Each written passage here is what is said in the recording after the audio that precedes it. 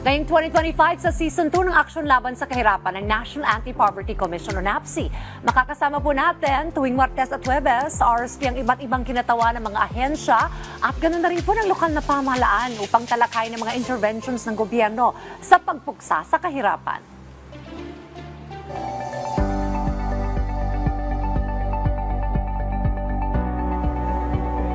At sa ating pong bagong season na, tututukan po natin yung convergence o yung pagsasama-sama po ng mga programa at stakeholders sa patuloy na pagpapaunlad ng mga komunidad at ng ating pamayanan.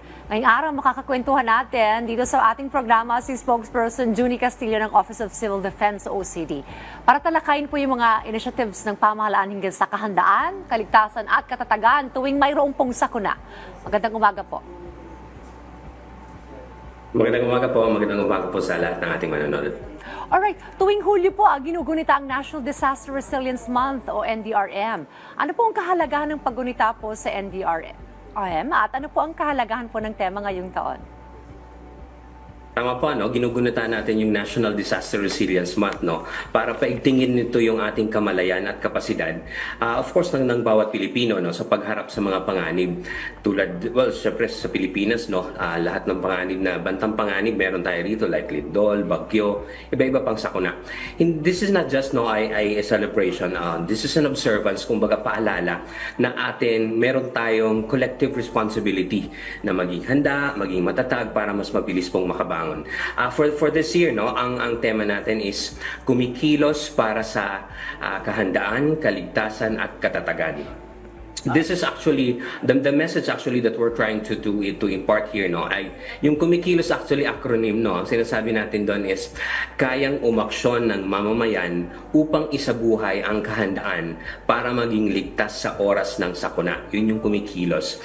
We are trying to send a message, na ang kahandaan, ang pagiging resilient, hindi po ito yung parang gagawin lang before pag may parating na bagyo. This is really a way of life, kumbaga. These are the little things that we do sa araw-araw natin, regardless of our status, sa kahit anong estado man ng ating buhay, sa araw-araw nating ginagawa, pwede tayong maging handa. So yun yung ating pinupromote dito sa tema natin for this year.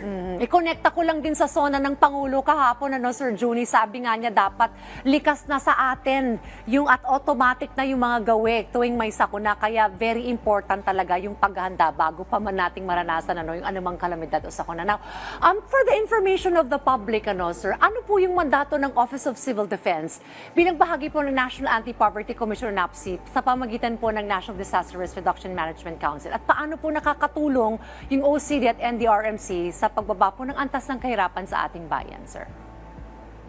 Tama po, Ang OCD, we are the executive arm, meaning kami yung parang secretariat, parang ganoon. And then we are also one of the implementing arm ng National Disaster Risk Reduction and Management Council o NDRRMC. Ang NDRRMC po kasi meron itong 45 na agencies na kabilang dito sa NDRRMC. Tapos ang trabaho naman po ng OCD is kumbaga kami yung parang link sa lahat ng yon. We do the coordination mechanism to all of these agencies. So ang mandato po namin, tiyakin na epektibo yung mga DRRM implementations natin sa buong bansa, mula sa preparedness, mula sa response, sa recovery and rehabilitation, at maging sa prevention at saka sa mitigation. Now, speaking po about dun sa kahirapan, sa pagkikipagtulungan po sa National Anti-Poverty Commission, tinutulungan kumbaga natin pababain yung antas ng kahirapan.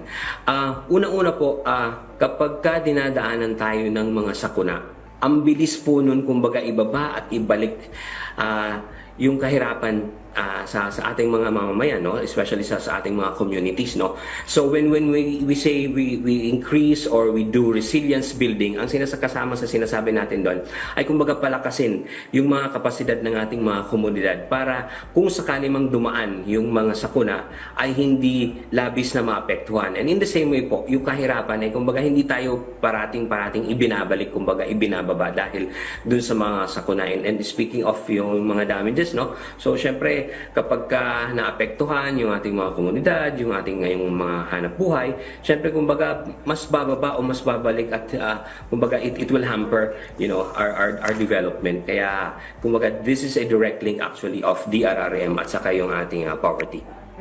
Sir, sa usapin naman po ng inklusibong partisipasyon ng publiko sa pamamahala po, paano po natitiyak po ng OCD o ng inyo pong ahensya na napapakinggan at aktibo pong kasama mga sektor sa mga programa ng pamahalaan sa pagtugon po sa mga sakuna? Opo, no. Inklusibong pamamahala po ang isa sa mga batayan ng mabisang disaster risk reduction and management. Ang una pong inaalam dito, ano yung kalagayan ng mga komunidad na dapat maganda. Diba, tinitiyak siyempre ng OCD at saka ng NDRIMC at saka lalo na po kasama natin dito, partner natin dito yung mga local government units natin sa inclusivity nito sa pagpaplano pa lang kasama na natin the vulnerable sectors, mga senior citizens, mga persons with disabilities, ang ating mga indigenous people, urban poor, mga kabataan. So these vulnerable sectors po kasama na ito sa pagpaplano pa lang dapat. Now, if kasama ang mga sektor na ito sa ating pagpaplano, di ba? Mas magiging specific din sa mga pangangailangan nila yung ating mga programs, projects and activities na gagawin. So kaya nga po meron tayong mga community-based DRRM trainings, mga consultations dun po sa grassroots, mga regular na dialogues with civil society also and the private sector. Kasi naniniwala po tayo na DRRM is really about a whole of society approach. Kung kami po sa pamahalaan, ang ginagawa namin is a whole of government approach, meaning lahat ng sangay ng pamahalaan kabilang. Pagdating naman po sa DRRM sa buong bansa, we encourage po yung whole of nation approach, hindi lang kumbaga yung pamahalaan, kundi pati private sector at importante po, kasama po yung ating mga mamamayan talaga. Yun. So dyan pumapasok sir, yung convergence, yung tinatawag nating pagtutulong-tulungan talaga ng iba't ibang mga organisasyon at sangay po ng ating pamahalaan. Alright, batay po sa tala po ng ating gobyerno, ano po ba yung mga pangunang epekto ng mga sakuna sa bansa? Opo, siyempre ang lagi nating napapanood at sa nakikita na epekto ng mga sakuna sa ating bansa, unang-una siyempre pagkawala ng kabuhayan at ari-arian. So ang laking epekto nito sa pamumuhay po ng ating mga kababayan, Pangalawa siyempre pagkamatay, pagkasugatan ng mga tao, di ba? And then pagkasira po ng mga infrastruktura tulad ng mga paaralan, ospital, mga kalsada. Ganon din po siyempre yung pagtaas ng insidente ng kahirapan, di ba? At kawalan ng access sa patayang serbisyo. So ito po yung mga nakikita nating epekto, Minsan isang sakuna lang kaya na ilugmok agad nito yung isang komunidad, di ba? Ang sinasabi nga one major disaster, di ba? Parang 5-year ang katapat daw na kumbaga 5-year of poverty ang pwedeng ihila nito pababa, Kaya mahalaga talaga yung sistemang pagtugon natin at maagap na paghahanda. Na kumbaga during peacetime ang sinasabi natin, ano ibig sabihin, hindi kahit wala pa po ang hindi pa paparating yung mga bagyo at saka yung ibang bantang panganib, dapat po kasama na talaga to sa paghahanda natin na kumbaga isinasama at isinasabuhay natin yung mga paghahanda. Alright. So ano po yung mga pangunahing mga isyong kinakaharap po ng ating bansa sa pagpapatupad po ng disaster risk reduction and management? At ano-ano naman po yung mga banggang programa sa kasalukuyan na ipinatutupad po ng OCD para ma-resolve po ang mga isyong ito, sir? Opo, una-una na po dyan, unang-una yung sinasabi natin na minsan pagka kasi major disaster talaga na billions of pesos ang epekto o ang damage nito, di ba? So nakikita natin doon nagiging kulang ang pondo, at saka pangalawa po yung kapasidad siyempre ng ating mga kahapon po binanggit ng Pangulo, may mga kakulangan din, ang pamahalaan. This is because yung climate change kumbaga it's really hard to keep up, It's really hard to keep up. Nagbago ka pa man magplano or nagpaplano ka tapos maiiba na because of climate change, no? The frequency of bagyo ngayon, yan isang problema na po natin yan, ano? Dati parang may bagyo ngayon tapos a few weeks pa or a month after doon pa lang susundan. Ngayon talagang sunod-sunod na. So isa yun sa nagiging challenge natin, no? Pangalawa po, syempre meron pa rin tayong mga area with limited access to early warning systems. We have areas po, yung mga kung tawagin natin mga gida, no, mga geographical isolated, no, and disadvantaged areas, hindi pa ito nararating ng mga text messages, etc. No, so mahirap pong abutin itong mga areas na ito. Siguro po pangatlo, no, kawalan din ng continuity planning nung mga sangay ng pamahalaan, nung mga lokal na pamahalaan at saka ng pribadong sektor, no, na kapag tinamaan tayo ng mga disasters, no, dapat po tuloy-tuloy yung serbisyo, tuloy-tuloy po yung negosyo, tuloy-tuloy po yung kumbaga ang ating mga operations, no, of the different sectors in our society.